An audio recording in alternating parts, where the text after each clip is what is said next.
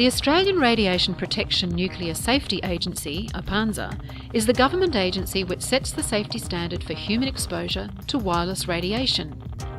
ARPANSA has published new advice, updated in June 2013, to help reduce children's exposure to wireless radiation. Their Factsheet 14 states, due to the lack of scientific evidence on mobile and cordless phone use by children, ARPANSA recommends that parents encourage their children to limit their exposure. Many other household wireless devices use radio frequency electromagnetic energy to communicate, including wireless computer networks. Currently, standards are only based on thermal effects. This protects humans against heating injury in a short period of time, like a microwave oven. However, ARPANSA's previous Factsheet 13 states, some research has indicated that non-thermal effects resulting from low-level RF exposure may also occur. However, the existence of these effects and their implications has not been sufficiently established to allow for them in the standard. Because the current safety standards do not account for any long-term biological effects from prolonged low-level exposure, we should be taking ARPANSA's practical advice to reduce exposure to children. Scientists know that wireless radiation from mobile phones penetrates the human body. Children are also more vulnerable since they have thinner skulls, and their developing cells will have a longer lifetime of exposure than adults today. ARPANSA acknowledges that the technology is very new, and it is impossible to be completely sure there isn't some risk. This is particularly true for children, where there is little research evidence. So if you're concerned about mobile phones, what about Wi-Fi and the wireless radiation emitted from these devices? Wi-Fi uses similar frequencies as mobile phones. Let's compare the radiation emitted by these different wireless devices. The official SAR values are measurements of the rate at which radio frequency, electromagnetic energy, is absorbed by the human body from mobile and wireless devices. These SAR values are based on a short 6-minute average temperature measurement of a liquid-filled model of an adult male-sized head. The SAR value of the iPad on Wi-Fi is higher than most phones, and the higher the value, the more RF-EM energy is absorbed by the human body. In a real-life test, an iPhone and an iPad were measured using an RF EMR meter. First, the iPhone. A call was put through, and the measurement was taken on talk mode. The meter peaked at 19 with a continuous signal for the duration of the call. Let's compare this to an iPad using Wi-Fi. In this video, the Wi-Fi is turned on, but it's not downloading anything or surfing the internet. Even so, the iPad peaks at 70, which is over 3 times higher than the iPhone on talk mode. This signal is intermittent and spikes every few seconds for as long as the Wi-Fi is on. So how much time do we spend using these Wi-Fi enabled tablets? It's likely to be a lot longer than the time spent talking on the phone. If you're playing games or surfing the internet, it could possibly be for hours every day. Let's take the iPad apart and look to see where the antenna is located. It may surprise you to know that there are in fact 5 antennas inside an iPad. The Wi-Fi antennas are located in the section behind the button and behind the Apple sign at the back. This is where the wireless radiation is the most powerful. So how do kids use these tablets?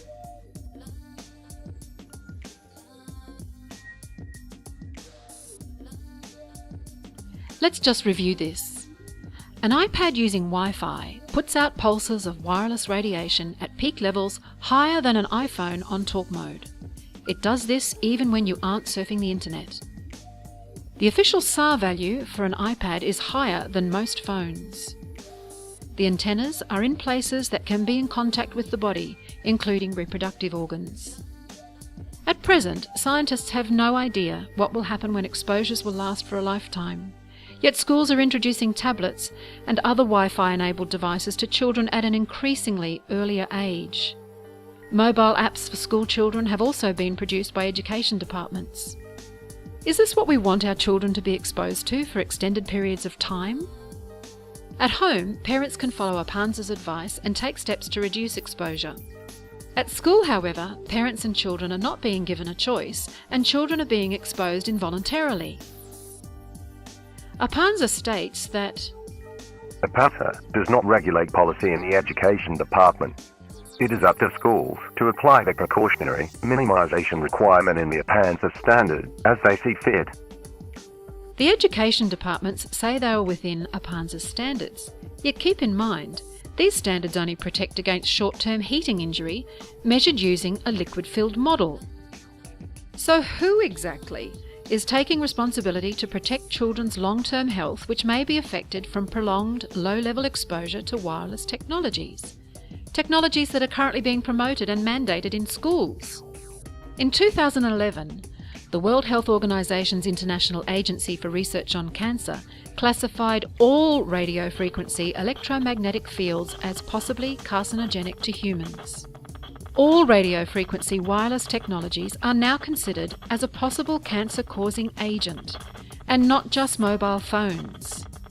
This is the same category as lead, DDT, exhaust fumes and chloroform. So, the standards only account for short-term heating injury. Schools say they are compliant with this standard.